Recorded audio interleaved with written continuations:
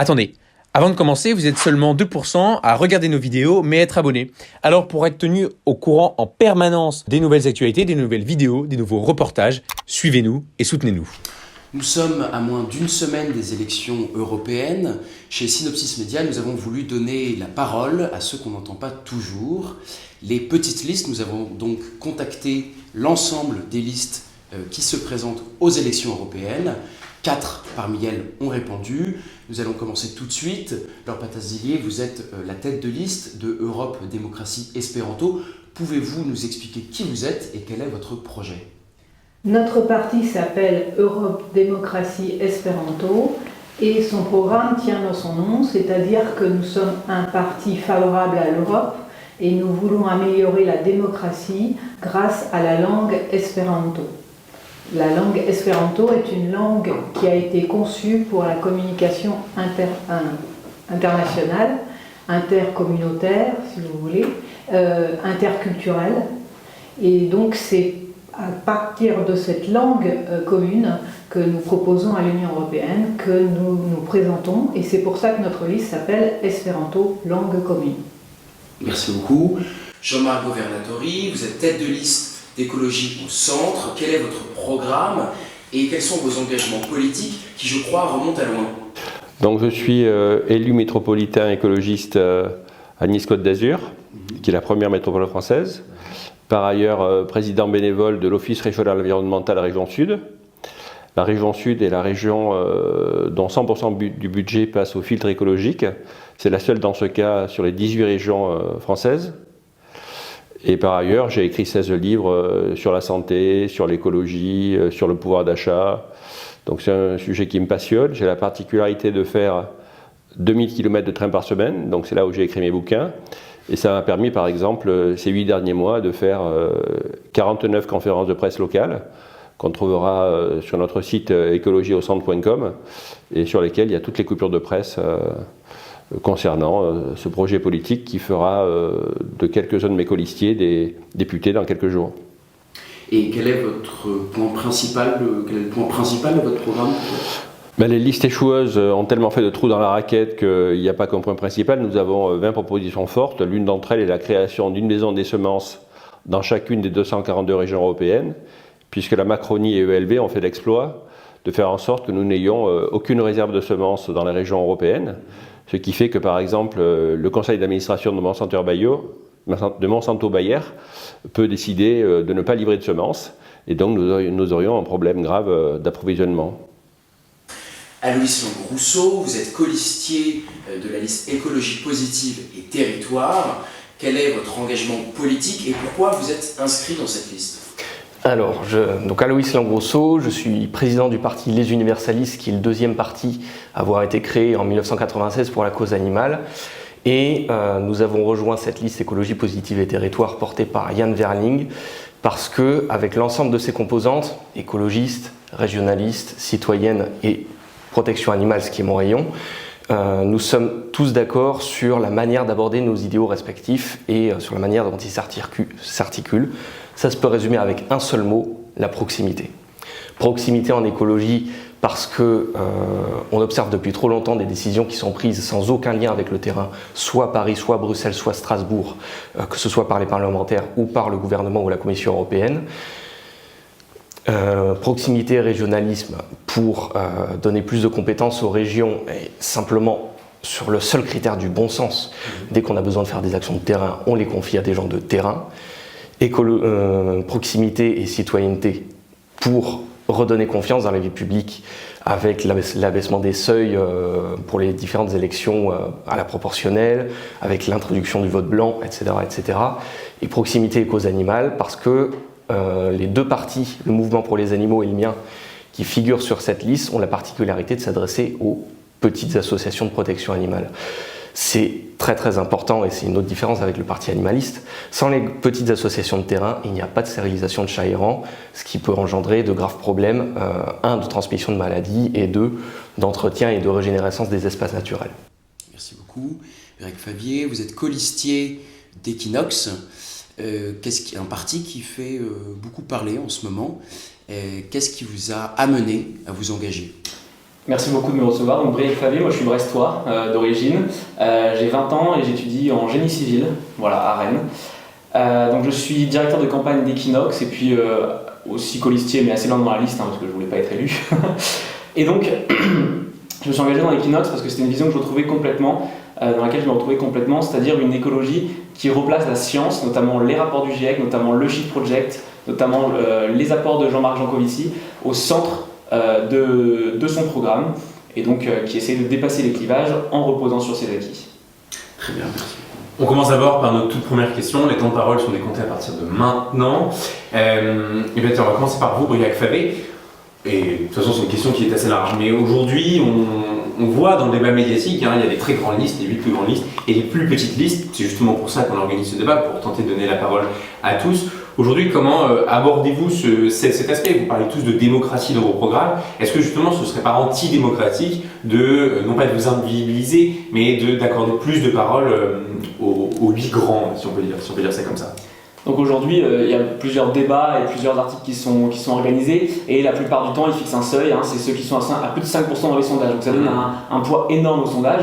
Donc nous, ce qu'on défend avec Equinox, c'est peut-être rajouter une part de tirage au sort, comme on le fait même au sein de notre propre parti. Nos instances dirigeantes ont une composante qui est tirée au sort. Notre idéal aussi, ce serait de créer un bulletin unique, au lieu que chaque parti doit imprimer son propre bulletin, qu'on ait un seul bulletin et qu'on ait à cocher la personne pour qui on vote. C'est déjà le cas en Belgique et dans d'autres pays européens. Et au Portugal. Et en Allemagne.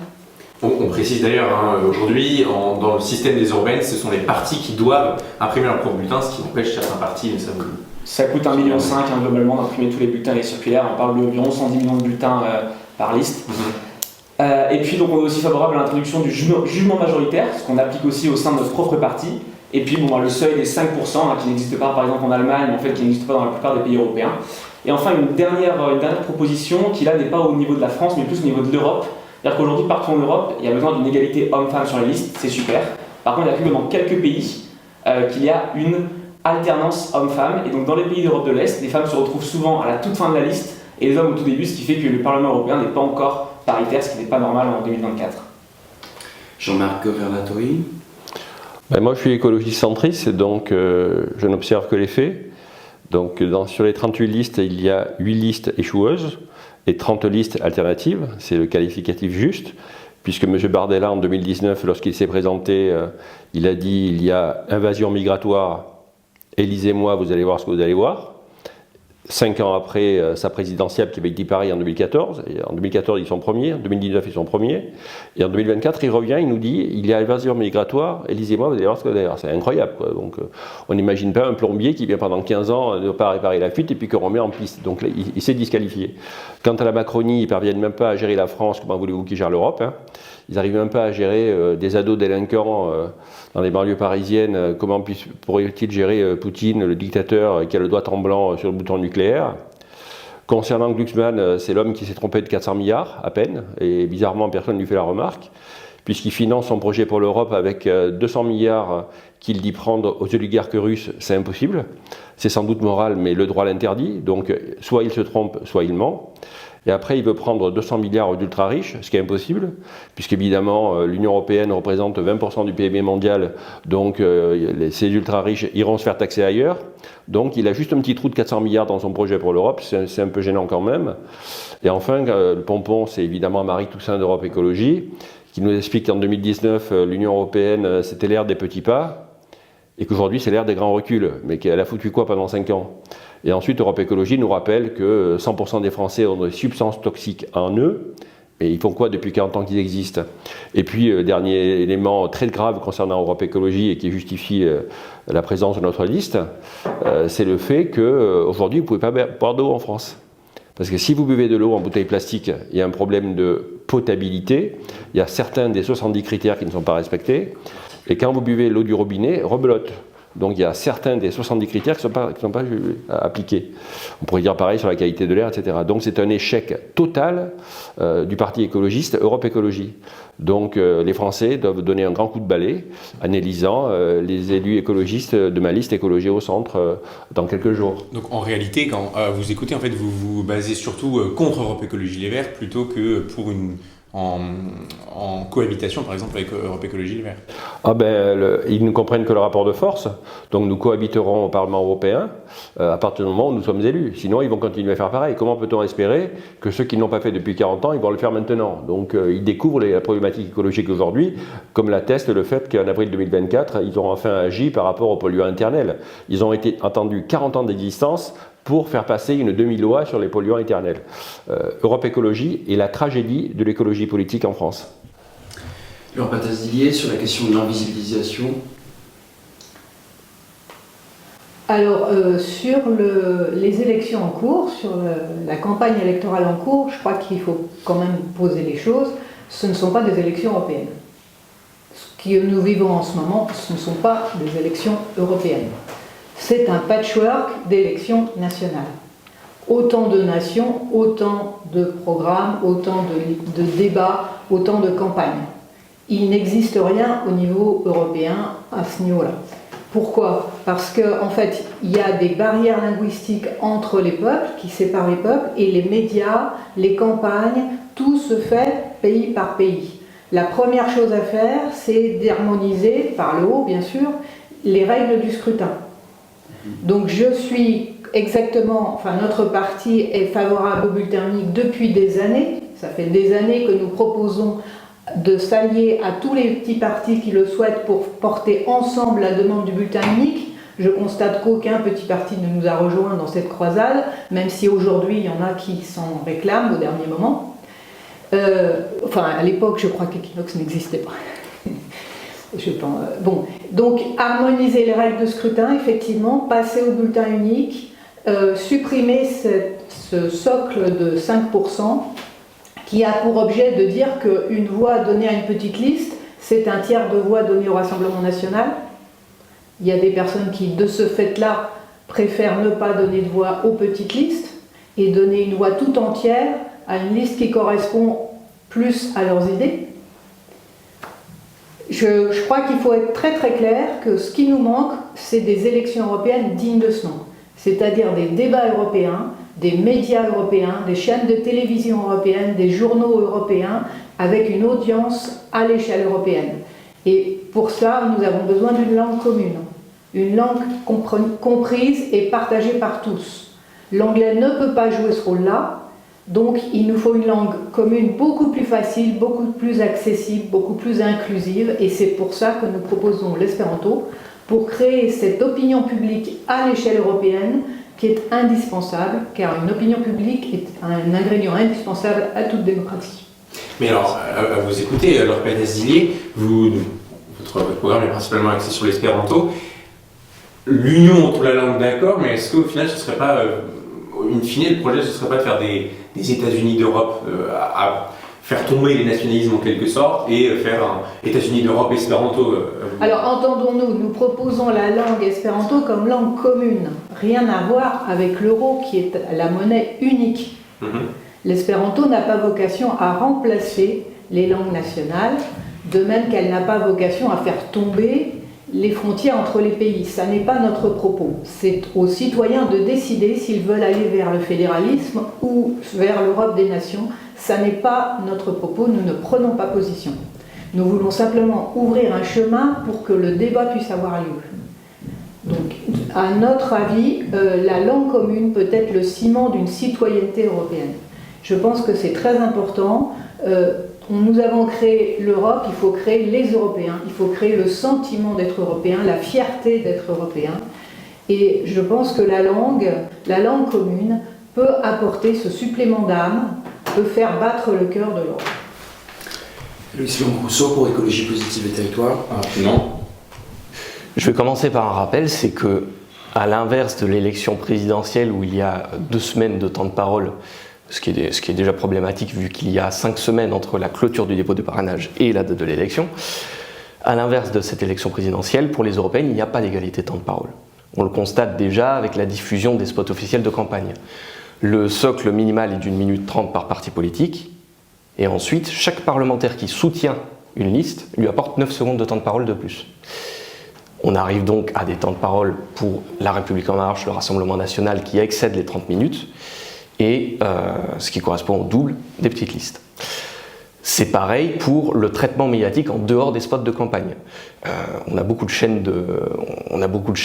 notamment lorsqu'elles ont du mal à recevoir des parlementaires de la majorité ou des Républicains ou du Rassemblement national, qui nous disent « je ne peux pas vous inviter parce que si je vous invite, je ne peux vous inviter que sur 7 secondes ». Donc, il y a une claire question de temps de parole à trancher. C'est un débat franco-français, hein, parce que c'est une compétence nationale, mais c'est un réel problème. Nous sommes favorables aussi au bulletin unique, on le prône depuis notre création en 1996, et en attendant, on essaie de se démarquer par un peu tous les moyens qu'on a pu utiliser. Yann est illustrateur, il a fait une BD de campagne qui illustre l'ensemble de notre positionnement. On a commandé un sondage Harris Interactive sur les Français et l'écologie, sur les écologistes et la manière de trancher certaines questions comme le nucléaire, les entreprises ou la laïcité. On a signé une tribune avec Brice Lalonde sur la question énergétique et le fait qu'il fallait travailler avec le renouvelable et le nucléaire. Mais maintenant, on se retrouve quand même avec France 2 qui nous exclut de son débat alors qu'une tête de liste sur 3 seulement détient un mandat. Yann est vice-président de région et dispose des mêmes résultats dans les sondages que certaines listes qui sont invitées. Donc, on a saisi l'Arcom de manière à remédier à ce problème. Je précise, et pour terminer, que ce n'est pas récent. Le problème était déjà arrivé en 2019 avec Benoît Hamon, qui est quand même ancien ministre, François Asselineau, qui a été candidat à la présidentielle, et Florian Philippot, qu'on a vu H24 dans tous les médias pendant la présidentielle 2017. Ils ont tous les 3 saisi l'Arcom, et l'Arcom a sonné France 2 de les inviter, ce qui s'est finalement fait. Donc, on garde espoir. Nous rappelons, il y a en ce moment même une manifestation devant l'Arcom pour protester contre cette invisibilisation. Et mon parti représenté, Equinox aussi, et l'autre aussi. Je ne sais pas ce qu'il en est dit. Alors, Laure Patazdilier, vous parliez d'une élection qui finalement n'est pas européenne. Vous le montrez bien, avec l'espéranto, vous vous inscrivez clairement dans un projet européen. Jean-Marc Governatori, en quoi vos propositions sont-elles européennes et non pas franco-françaises ? Seront élus dimanche prochain des dizaines de députés écologistes et centristes issus des 27 pays. Donc ceux-là formeront un groupe d'écologie centristes, ce sera le 8e groupe au Parlement européen, et ils bâtiront l'Europe des régions unies. Des régions autonomes des points de vue alimentaires et énergétiques, des régions qui coopèrent, des régions qui respectent l'écosystème et l'animal, avec des personnes qui soient conscientes de leurs droits et devoirs. Pour nous, le principe de responsabilité est très important, puisque c'est trop facile de dire que ce qui nous arrive est la faute des immigrés, ou la faute de Bruxelles, ou la faute des ultra-riches. Nous avons chacun de nous notre part de responsabilité dans notre façon de consommer, dans notre façon de traiter notre corps, dans notre façon de nous transporter, et surtout dans notre façon de voter. C'est pourquoi il faut voter écologie au centre. On va maintenant parler d'indépendance stratégique. Alors, c'est beau bricoler, mais de toute façon, à tout le monde, je vais commencer par le nucléaire, mais d'une certaine façon aussi dans les questions de défense, etc. On parle beaucoup aujourd'hui d'indépendance stratégique. Est-ce qu'au final, cette volonté de plus d'indépendance de l'UE vis-à-vis des autres grandes puissances ne serait-elle pas justement un accélérateur pour la transition écologique ? Oui, Fabien. Waouh. Tu peux répéter la question ? Est-ce que cette course à l'indépendance stratégique que mène en ce moment l'UE et qui est aujourd'hui au centre du débat, serait-elle pas un accélérateur pour la transition écologique ? Bon, si. J'ai l'impression que la question est quand même assez tournée vers une réponse. Ouais, globalement, aujourd'hui, on se rend compte que sur les 40 dernières années, on a vraiment délocalisé une énorme part de notre production, notamment sur des secteurs qui sont hyper importants. On parle de la santé notamment, on parle aussi de l'armement, malheureusement on est très dépendant des États-Unis, et puis on parle évidemment de tous les matériaux et des matières premières nécessaires à la transition écologique. Donc aujourd'hui, c'est vrai qu'on parle de davantage d'indépendance stratégique, alors au niveau européen, au niveau français. Nous, notre objectif, c'est de tout ce qu'on peut faire au niveau français, on le fait au niveau français, et seulement ensuite, on agrège au niveau européen pour avoir cette indépendance stratégique. Mais donc, oui, très clairement, réussir à réindustrialiser la France, par exemple, rouvrir une mine de lithium dans l'Allier, contre lequel on n'est pas en désaccord, au contraire.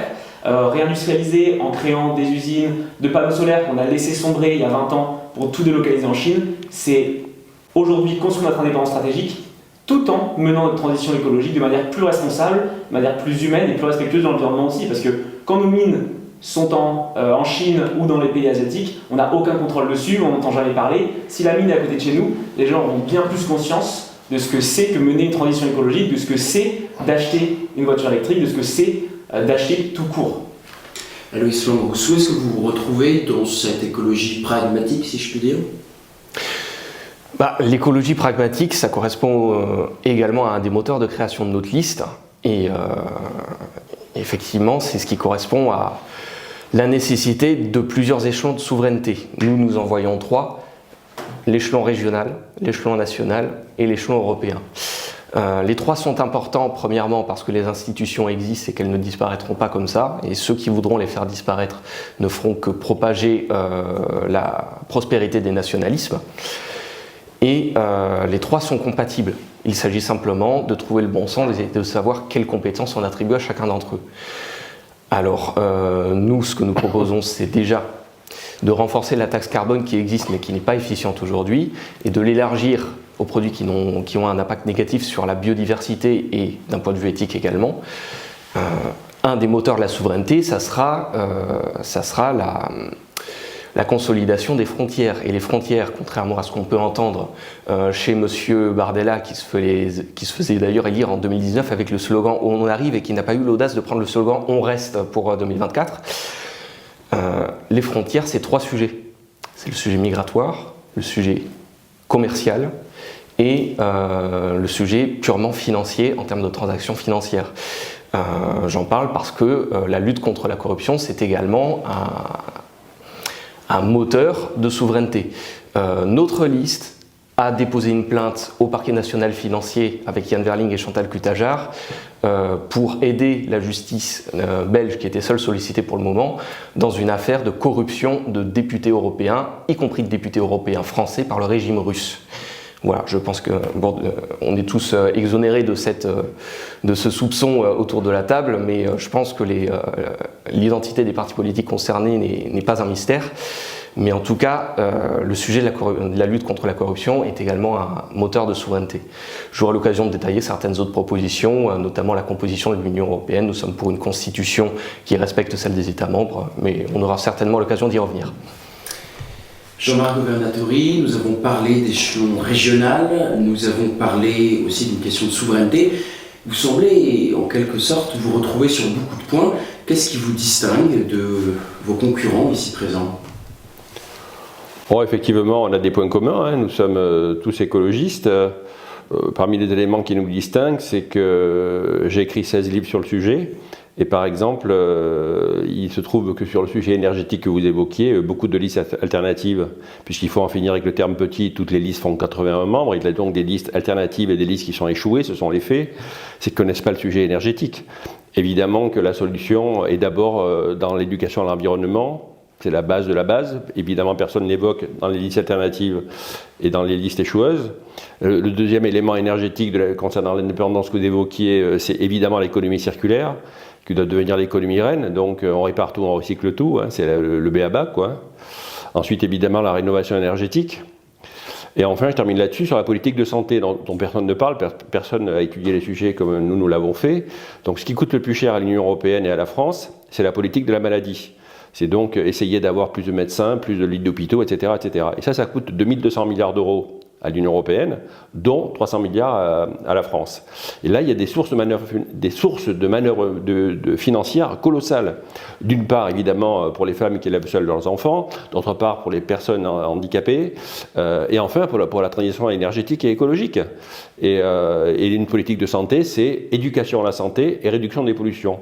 Et là, il y a une manne financière extraordinaire qui, lorsque vous l'ajoutez à l'économie circulaire, à la rénovation énergétique, à l'éducation à l'environnement, vous avez la souveraineté alimentaire et énergétique que nous appelons de nos voeux pour les 242 régions européennes. Alors, un autre point aussi qui les distingue, notamment sur la forme, c'est le fait de rester humble de notre côté, donc de laisser vraiment de passer les idées avant les égos et donc de renouveler un petit peu la caste politique au lieu de se représenter d'élection en élection, et puis d'éviter de taper sur les autres pour exister. Parce que notre but, c'est pas de faire un parti contre les autres et d'attaquer, comme on peut trop souvent le voir en politique, mais de proposer des idées et d'y tenir. C'est une très bonne remarque. Je vais répondre également sur un point, c'est que l'économie circulaire n'est pas un facteur discriminant puisque nous avons ce sujet. Notamment, nous avons des propositions de AJPNB, donc au niveau régional basque sur le sujet. On pourrait parler aussi, parler de la démocratie à l'échelle européenne. Vous parliez tout à l'heure du fait que c'était des élections nationales portées au niveau européen. Nous sommes favorables à la création de listes transfrontalières, ce qui permettra de représenter de manière efficiente les régions qui sont transfrontalières. Au hasard, le Pays Basque et la Catalogne dont je proviens.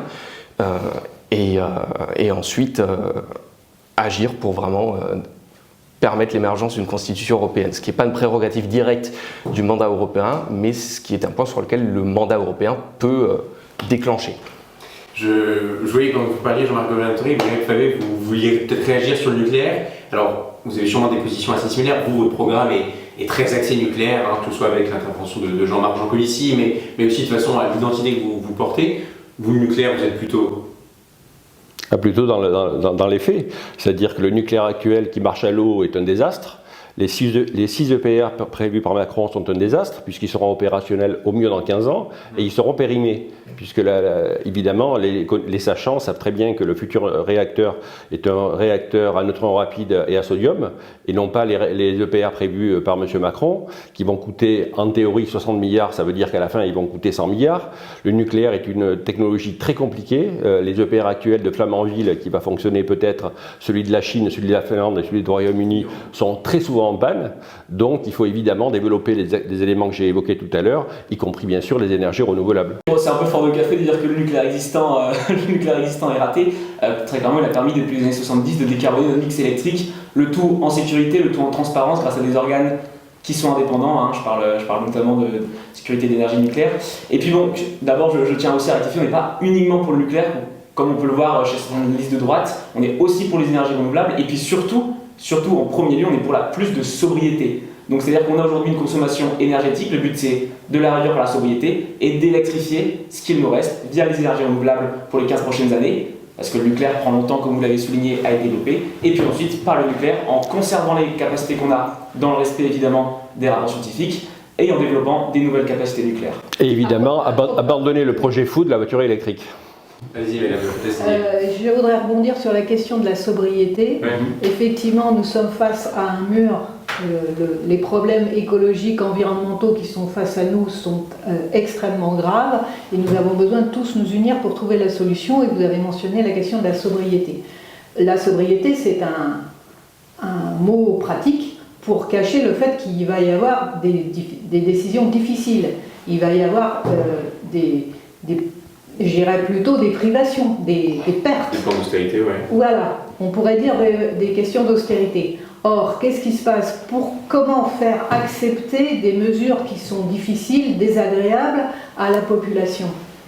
La première chose, c'est qu'il faut que tout le monde ait l'impression qu'on a participé aux décisions. La deuxième, c'est avoir la certitude que tout le monde prend sa part et qu'on peut surveiller que chacun prend sa part. Individus, entreprises, administration, etc. Comment est-ce qu'on peut faire tout ça? Il faut être capable de participer à la conception des lois, à la fabrique de la loi, et pouvoir également participer au débat entre toutes les personnes et toutes les entités en présence. Actuellement, il n'y a pas de débat. Actuellement, les textes qui sont décidés au niveau européen par les instances européennes sont élaborés en anglais. Et ensuite, ce n'est qu'au moment où les textes sont votés et entrent en application que les textes sont traduits dans la langue des différents pays pour que les gens obéissent. Ça ne marchera pas comme ça, la transition écologique. Pour que ça marche, il faut qu'on ait tous la possibilité de parler entre nous et d'élaborer ensemble cette politique écologique dont nous avons besoin. Et c'est pour ça que nous avons besoin d'une langue commune qui soit accessible à tous, beaucoup plus facile que l'anglais, 10 fois plus facile, donc accessible à tout le monde. Alors, vous parlez de réalisme, mais l'espéranto, ça fait quand même plus d'un siècle, il me semble, le docteur Zamenhof qui l'avait créé, et pourtant ça n'a toujours pas pris. Pour vous, quels sont les facteurs? N'est-ce pas une autre utopie? Alors, l'espéranto a été créé en 1887, donc ça fait plus d'un siècle, c'est devenu aujourd'hui une langue vivante qui évolue comme toutes les autres. qui crée des nouveaux mots, etc., qui est parlé dans plus de 120 pays sur tous les continents et de plus en plus sur Internet, et qui a une culture riche et vivante. Donc c'est une vraie langue comme toutes les autres. Par contre, sa particularité, c'est qu'elle est 10 fois plus facile à apprendre que les autres parce qu'elle a été fabriquée pour être simple. Pourquoi est-ce qu'elle ne se répand pas plus? C'est la question que vous me posez. C'est une question politique.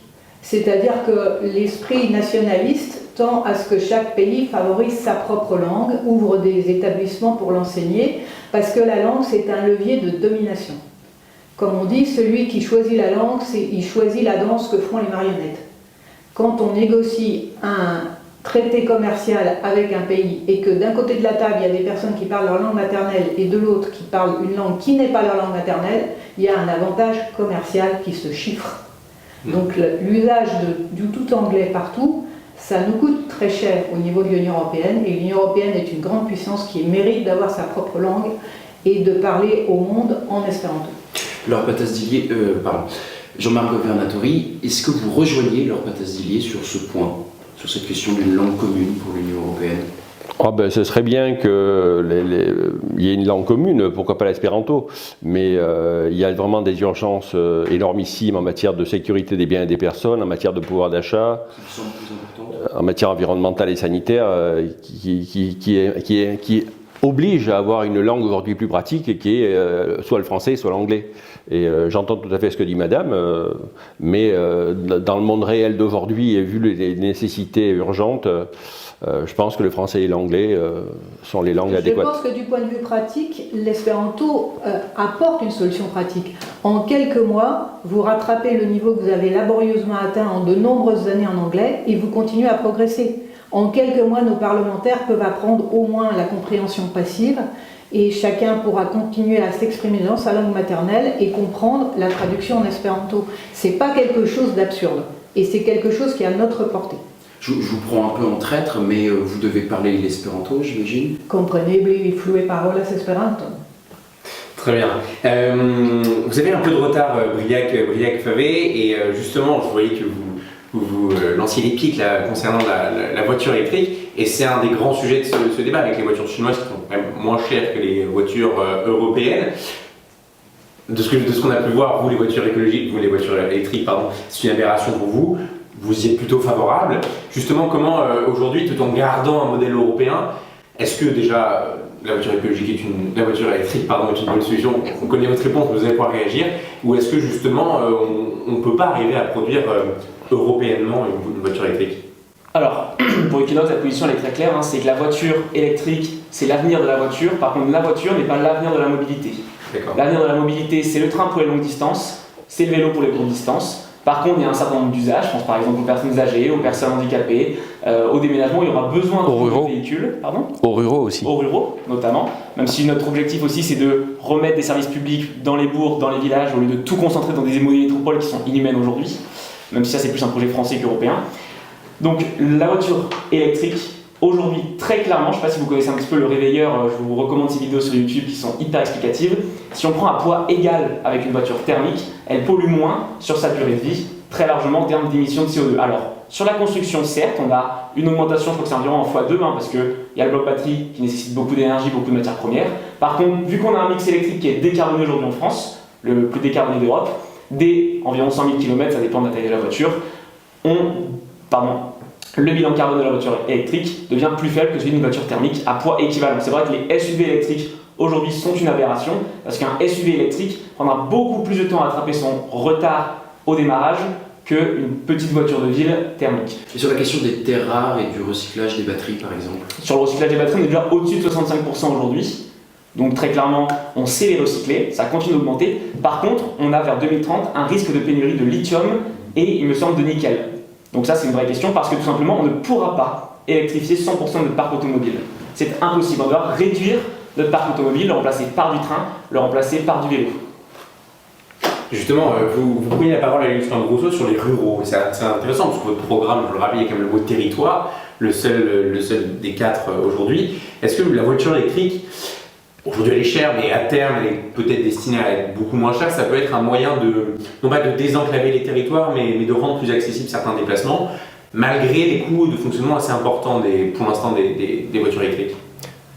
Je vais commencer ma réponse en étant très accessible. Notre vision des choses à Écologie Positive et Territoires, c'est que ce n'est pas la voiture le problème, c'est son carburant. Donc l'ensemble des politiques qui restreignent l'usage de la voiture auront un impact premièrement faussement limité sur la transition écologique, puisqu'après l'adaptation du mode de transport est tout à fait possible, et ensuite c'est privatif vis-à-vis de ceux qui, y compris en dehors de la situation des services publics qui est la situation professionnelle, n'ont pas forcément d'autre choix aujourd'hui que de prendre la voiture pour se déplacer. Les alternatives, il y en a plusieurs. Il y a l'électrique et il y a, dans le domaine de l'électrique, il y a également la recherche parce qu'on va effectivement être en pénurie de lithium, mais il y a les recherches en cours sur l'usage de sodium et de silice qui au moins seront déjà plus accessibles sur le sol européen et nous permettront de retrouver la souveraineté dont on parlait tout à l'heure. Et puis, il y a d'autres types de carburants, comme les carburants de synthèse, l'éthanol. Dans ce domaine, ça coûte moins cher aux particuliers de réadapter, donc ça peut être une solution économique pour ceux qui sont en difficulté, de réadapter un véhicule thermique pour qu'il roule à l'éthanol ou à l'huile, et plutôt que d'acheter directement une voiture électrique. Donc ça peut être une solution provisoire en attendant de réduire le coût de la voiture électrique pour essayer de rester positif et surtout accessible financièrement. Alors juste dire que le carburant c'est le seul problème de la voiture, je suis pas tout à fait d'accord. Hein. Pour avoir déménagé du coup là de Brest, je dis pas ça.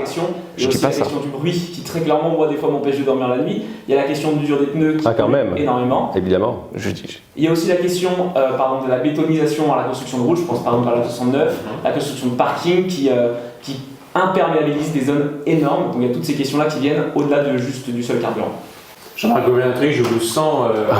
Allez-y, répondez. Allez-y. D'une part, le carburant est 50% du problème, puisque toute décision politique et toute décision économique doit passer par le postulat santé. Et il se trouve que l'impact sur la mauvaise santé est impliqué par l'usure des freins et l'usure des pneus. Donc c'est 50% du problème de la voiture. Donc que vous accroissez avec la voiture électrique, parce que par définition, elle est plus lourde qu'une voiture normale.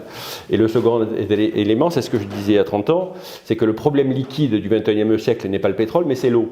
Et il se trouve que pour faire une voiture, il faut au moins 35 000 litres d'eau douce. Donc il faut être aussi fou que les dirigeants macronistes pour Europe Écologie que de prôner la voiture électrique, puisqu'en France il y a 40 millions de voitures individuelles, 30 millions prennent la route chaque matin. Donc la Macronie et Europe Écologie veulent remplacer 30 millions de voitures que vous multipliez par au moins 35 000 litres d'eau douce. C'est vraiment du Coluche. Outre la problématique des terres rares que vous évoquiez, donc manganèse, cobalt et nickel et les pauvres gens qui doivent les extraire, mais aussi le zinc et le cuivre. Parce que ce qu'on oublie, c'est que le zinc et le cuivre est aussi important pour la voiture électrique que les terres rares. Et ça nous rend encore plus dépendants de l'extérieur. Donc l'avantage d'une décision écologique, c'est qu'elle a des avantages collatéraux. L'inconvénient d'une décision non écologiste, comme la voiture électrique, c'est qu'elle a des inconvénients collatéraux, comme le fait de nous faire dépendre encore plus de l'extérieur. Il faut évidemment adapter la carburation, comme le disait Aloïs, avec des agrocarburants de 3e génération. Il y a un bus à Monaco qui marche comme ça, avec soit des algues qui sont le plus ancien végétal de la Terre, et donc qui prospèrent très fort sur des petites surface, ou la biomasse évidemment, et évidemment le covoiturage. Parce que si vous prenez une décision sans faire le covoiturage, vous ne résolvez pas le problème. On va passer à autre chose, merci beaucoup. Alors, vous en parliez, je crois que c'était vous, Briac Favé, tout à l'heure, de la question de la parité dans les listes européennes. On voit une disparité peut-être entre l'Europe de l'Est et l'Europe occidentale au niveau des valeurs, au niveau peut-être de ce qui fait notre sentiment d'appartenance à l'Europe. Je vais commencer par vous, Laure Patazillier. Qu'est-ce qui vous fait sentir européenne? Quelles sont pour vous les valeurs européennes que nous devons défendre? Les valeurs européennes, ce sont avant tout des valeurs inspirées par l'humanisme. C'est la démocratie, la liberté, l'égalité homme-femme. C'est également le respect, bien sûr, des droits de l'homme dans toutes ses composantes, quelles que soient les discriminations sur le sexe, l'âge, etc. C'est également la protection de la vie privée et des données individuelles. C'est quelque chose qui peut nous distinguer d'autres pays. Donc je pense que c'est toutes ces valeurs qui font le socle de l'Union européenne et qui peuvent être portées justement par une âme européenne, une vision européenne et qui peut s'exprimer en espéranto. Eric Favé, vous vous retrouvez dans ce que dit Laure Patas-Dilio? Complètement, je pense qu'il y a beaucoup, alors sur l'espéranto on n'est pas tout à fait d'accord, par contre sur les valeurs humanistes complètement. Moi je vais plutôt prendre un exemple très personnel, qu'est-ce qui me fait... Juste, excusez-moi, pourquoi sur l'espéranto? C'est pas une décision qu'on a prise pour l'instant dans le parti, c'est vrai qu'on n'est pas fermé, on n'a pas pris de décision pour ou contre, donc on aura l'occasion d'en rediscuter après les élections, là, notre programme est figé, mais pour l'instant on ne s'est pas positionné là-dessus. Donc il y a l'été dernier, moi j'ai dû faire un stage à l'étranger dans le cadre de mes études, et donc j'ai choisi d'aller en Lettonie, donc les pays d'Europe de l'Est. Donc j'aurais pu prendre l'avion, 3 heures d'avion, j'ai décidé d'y aller uniquement en train et en bus, ça m'a pris 3 jours. Et donc en fait je me suis jamais senti autant européen qu'en traversant toute l'Europe. Je suis parti de Brest pour aller jusqu'à Riga, donc j'ai fait toute la France, toute l'Allemagne, la Pologne, merci, la Lettonie, puis la Lituanie. Et donc en fait j'ai rencontré énormément de gens, alors j'aurais parlé un petit peu en anglais, un petit peu en espagnol, un petit peu en français. Ça m'a pris... C'est la Lettonie puis la Lettonie. Voilà. Merci. C'est les pays baltes. Les pays baltes. Et donc en fait c'est ça, pour moi se sentir européen, c'est pouvoir se déplacer dans l'Europe, rencontrer des gens, et donc j'ai bénéficié d'une bourse qui plus est Erasmus+, ça aussi c'est très européen. Donc concrètement qu'est-ce qu'on propose nous aujourd'hui? C'est développer les liaisons ferroviaires transfrontalières, pouvoir voyager plus facilement en arrêtant de prendre l'avion pour aller par exemple à Barcelone, je suis désolé c'est tout proche de Paris en train finalement, en train mais encore plus proche. Et puis c'est aussi de permettre à tous les jeunes de faire un stage d'Erasmus de 6 mois, alors pas forcément dans une entreprise, ça peut être un stage écolo, un stage dans ce domaine de la santé, des solidarités, ou notamment au sein de l'agriculture qui a besoin beaucoup plus de main d'œuvre et de personnes dans les prochaines années. Donc un stage de 6 mois pour tout le monde et pas uniquement réservé aux personnes qui vont faire un bac plus 5. Parce que là, il y a beaucoup de gens qui en fait, sont exclus de sentiment européen s'ils ne vont pas après le bac. Louis Longrousseau, sur la question des valeurs. Sur la question des valeurs, alors je reprends totalement ce que disait Laure Patas-Dillier et je vais le compléter avec une valeur qui est essentielle pour nous, c'est la laïcité. La laïcité est certes appliquée en France d'une manière un peu spécifique, mais profondément utile pour éviter de peser sur les ingérences étrangères que peuvent organiser les religions. Et ça reste une caractéristique que l'on retrouve y compris dans les démocraties des autres pays sous une autre forme. Parce que le pouvoir politique reste séparé de l'emprise religieuse à chaque fois, même pour les pays qui se promouvent de la démocratie chrétienne.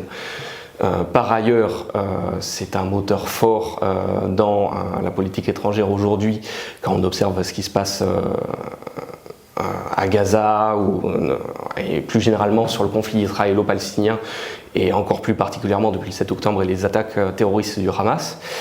Et c'est pleinement compatible avec les valeurs humaines issues de la pensée libérale des Lumières, qui est à part entière une spécificité européenne et pour laquelle, pour une fois, la France était vraiment un moteur idéologique. Jean-Marc Maverick, vous êtes très en avance, mais un tout petit mot. Juste de dire que la traduction active des valeurs, c'est le fait de comprendre que la valeur de l'individu, ce n'est pas son orientation sexuelle, sa couleur de peau, ou sa croyance, ou le niveau de son compte en banque, ce sont ses actes. D'ailleurs, il me semble qu'un grand point de votre programme est la question du handicap. Est-ce que vous pouvez nous en parler un petit peu plus? Il se trouve que les aidants et les personnes en situation de handicap sont les grands oubliés de cette campagne, que nous avons en position éligible une personne qui est Mathilde Dupuis qui atteint le numéro 3, et par conséquent il est capital qu'enfin au Parlement européen il y ait des personnes en situation de handicap, parce que ce sont elles qui peuvent le mieux en parler et résoudre le problème. Je suis tout à fait d'accord avec mon voisin. Nous soutenons la cause du handicap non seulement parmi les électeurs, mais également parmi les politiques. Nous considérons qu'il est important que les handicapés puissent s'engager en politique. Nous avons par exemple fait la remarque au ministère de l'Intérieur que le mémento à destination des candidats était fourni sous un format qui n'était pas lisible par les handicapés visuels avec les lecteurs audio. D'autre part, dans notre liste, notre président est en fauteuil roulant, notre troisième de liste est handicapé visuel. Depuis toujours, nous soutenons cette optique. Alors, concernant la laïcité, bien entendu, nous sommes sur le même longueur d'onde que bien sûr. Et je rajoute juste un élément qui est censé être une obligation pour l'ensemble des listes aux élections européennes et même maintenant à l'ensemble des élections, c'est qu'à chaque fois que vous produisez une profession de foi pour diffuser vos valeurs de manière officielle à la fin de la campagne électorale, on a tous l'obligation, en tant que candidat, de fournir une version facile à lire et à comprendre, qui soit plus accessible et plus simple à lire. Je constate qu'aujourd'hui, il y a 4 listes, aucune n'est ici d'ailleurs, qui n'ont pas fourni cette version FALC. Vous pensez à quelle liste? Ça sera clairement indiqué sur le site programme-candidat.intérieur.gouv.fr. Nous invitons tout le monde à aller voir ça. Absolument. On va presque terminer ce débat, vous êtes un tout petit peu en retard, vous avez 1 minute. Justement sur la question de l'inclusion des personnes handicapées, comment se positionne Equinox et est-ce que ça s'inscrit globalement dans votre programme pour ces européennes? Alors, nous, on avait décidé de se concentrer pour ces européennes. On a commencé le programme il y a à peu près 1 an maintenant. On était encore assez peu nombreux. On est passé donc de 200 membres à 2500, à plus de 2500 aujourd'hui, donc en quelques mois, ce qui est une belle réussite. Donc, on s'est concentré sur tout ce que l'Europe pouvait faire, sur tous les pouvoirs de l'Europe. Et donc, sur les questions de social, sur les questions notamment de handicap, malheureusement ou heureusement, c'est pas encore des compétences qui sont européennes. Donc, on a décidé de, malheureusement là pour le coup, laisser un petit peu à l'écart, mais évidemment que le sujet de la santé, où monsieur Governatori vous en parlez beaucoup, et je vous rejoins que c'est pas assez traité du tout, ce sera au cœur de notre projet pour les municipales et pour les législatives / présidentielles par derrière. Alors juste, vous parlez effectivement, vous dites que ce n'est pas forcément un sujet européen. J'aimerais reprendre sur la question des institutions dont nous n'avons pas tellement parlé jusqu'à présent, notamment quand même peut-être l'initiative, mais notamment l'initiative des lois, par exemple du Parlement. Est-ce que c'est quelque chose que vous soutenez? Je rappelle que pour l'instant, il n'y a que la Commission européenne qui a véritablement l'initiative des lois. Est-ce que vous voulez que ce soit quelque chose qui change, Briac Favé? Complètement. En fait, aujourd'hui, il y a un Parlement européen qui est le seul organe élu. Donc il peut seulement s'exprimer sur des lois proposées par la Commission européenne, mais en fin de compte, si le Conseil européen n'accepte pas les amendements pris par le Parlement européen, c'est pas adopté. Donc en fait, le Parlement européen aujourd'hui, il a un pouvoir qui est consultatif et encore. Donc nous, on souhaite pouvoir donner l'origine, donc que le Parlement européen puisse proposer des lois, comme ça se passe à l'Assemblée nationale en France. Et puis on souhaite aussi réintroduire plus de démocratie, notamment en élisant le président de la Commission européenne parmi les électeurs européens et non plus au suffrage universel et non plus décidé par les chefs de l'État comme c'est le cas actuellement. On va terminer ce débat, il est bientôt l'heure. Un dernier mot, Synopsis Média est un média qui se tourne vers les jeunes. Un dernier mot chacun, on va commencer par vous, Laure Padazillier, pour la jeunesse justement. Alors pour la jeunesse, je voudrais vous inciter tout simplement à être curieux. Quand on est jeune, on est curieux, on veut découvrir le monde. Allez sur votre moteur de recherche, tapez Espéranto, vous allez découvrir un monde que vous ne connaissez pas peut-être et qui vous apportera des grandes richesses. Avec l'espéranto, on peut voyager dans le monde entier en étant hébergé chez les espérantistes locaux. C'est un tourisme authentique dans lequel vous pouvez aller en Iran et parler avec des Iraniens de la situation des femmes, par exemple, ou des droits de l'homme. Faites ça en anglais, vous n'y arriverez pas. On a vraiment quelque chose de plus qu'une langue, on a aussi un souhait de discussion, de dialogue interculturel qui permet de parler avec tout le monde dans le respect de chacun. C'est vraiment quelque chose que nous apportons. Et vous, par exemple, vous avez pu bénéficier de ce réseau espérantiste, vous avez pu voyager comme ça? Oui, en fait, ça s'appelle Passport a Servo et c'est ce qu'on appelle aujourd'hui un couchsurfing. Mais ça existe depuis les années 50. Et ça fonctionne très bien, ça fonctionne tellement bien qu'il y a des couples qui se sont formés à cette occasion-là et des bébés qui sont nés et qui parlent espéranto de naissance.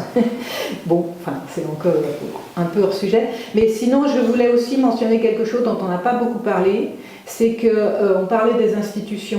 On voit bien qu'il y a une fracture entre les décideurs qui sont à Strasbourg ou à Bruxelles et les populations qui se sentent un petit peu écartées et loin des décisions. Et cette fracture sociale, car c'est une fracture sociale, est également linguistique. C'est-à-dire que nos élites, nos décideurs, sont à l'aise en anglais et parlent et s'expriment et décident en anglais, alors que les populations, pour les 3/4 d'entre elles, les 3/4 des Européens, ne sont pas capables de suivre un journal télévisé ou un débat politique comme le nôtre s'il a lieu en anglais. Donc, de fait, la majorité des citoyens sont écartés de la vie politique.